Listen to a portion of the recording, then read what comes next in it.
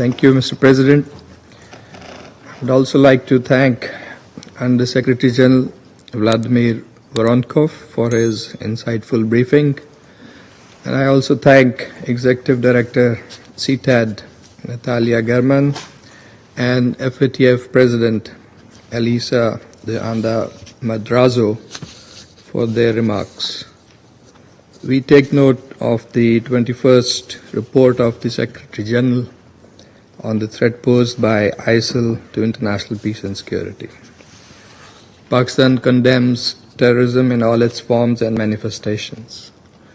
Few nations have done more for the success of the global counterterrorism efforts. Fewer still have bled more in this fight.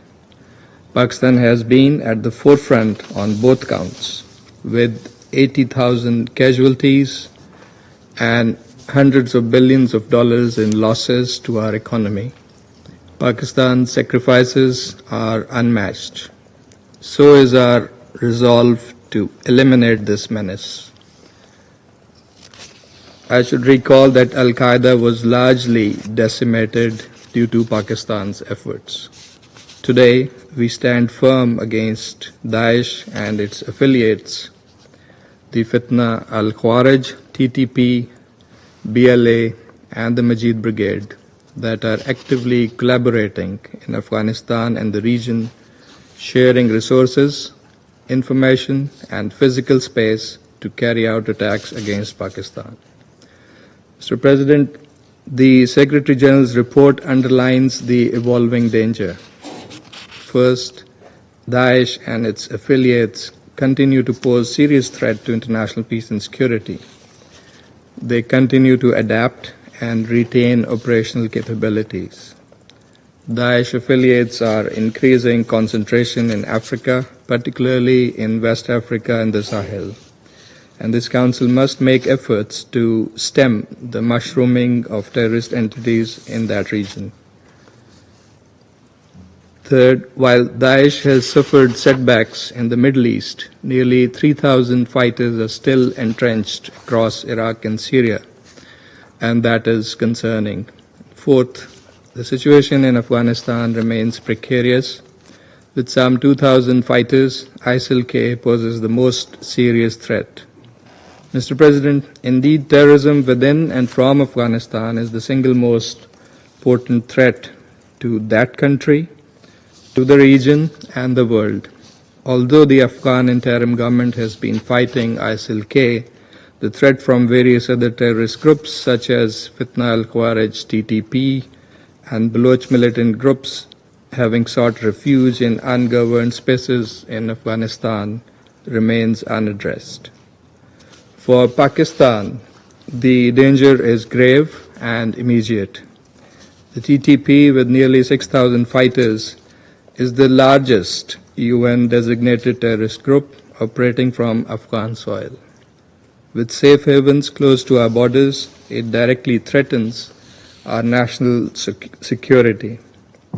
There is credible evidence of collaboration between the TTP and BLA and the Majid Brigade, including sharing of terrorist training camps that has targeted our strategic infrastructure, economic projects in Pakistan, and most tragically, our people. The Jafar Express passenger train hijacking and the holding of hostages by terrorists in March resulted in the loss of 31 innocent Pakistanis. Another terrorist attack on a school bus in Khuzdar in May took 10 lives, 8 of them school-going children. These are not just numbers, these are stolen futures. And our principal adversary in the region is active in sponsoring terrorism in Pakistan. It bankrolls and supports terrorist proxies and carries out extraterritorial assassinations that have, in fact, gone global. Worse still, its blatant aggression against my country on the night of 6th and 7th of May this year, in violation of our sovereignty and international law, and under the false pretext of counterterrorism deliberately and indiscriminately targeted civilian population and infrastructure, resulting in the martyrdom of 54 innocent Pakistani nationals, including 15 children, some of them infants, and 13 women. Mr. President, when state terrorism masquerades as counterterrorism, international peace is often the first casualty. This Council should not look away.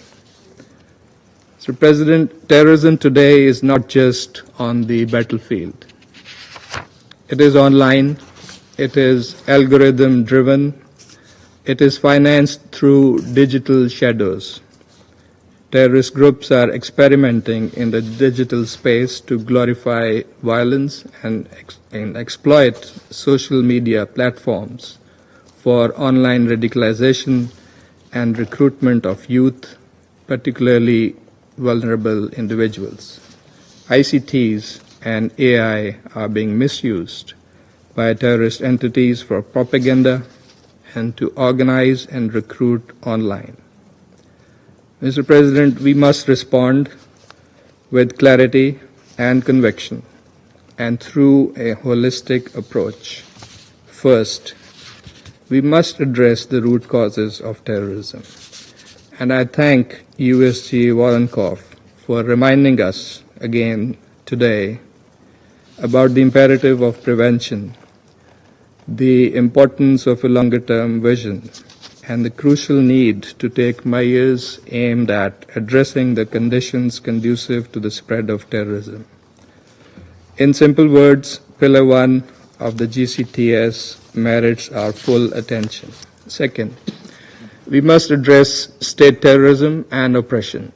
The situations in Indian illegally occupied Jammu and Kashmir and the occupied Palestinian territories are the starkest examples where collective punishments against civilian populations, widespread grave violations of human rights, forced demographic changes, and fabricated counterterrorism narratives and unlawful actions are being deployed by the occupation forces to prolong and sustain the illegal occupations and undermine and deny the legitimate right to self-determination of the populations of these territories.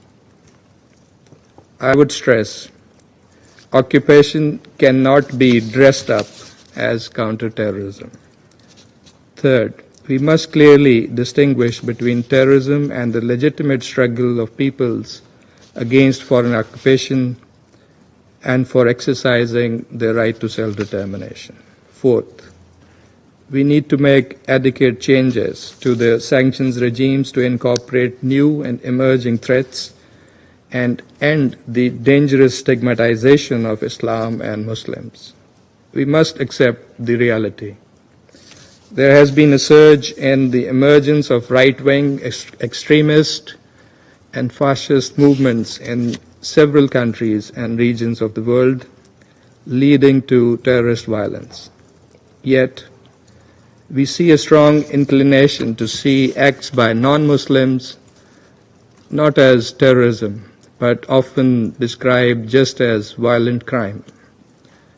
It is not understandable and is indeed unacceptable that every name on the Security Council's terrorism list is Muslim, while terrorists and violent extremists elsewhere escape scrutiny.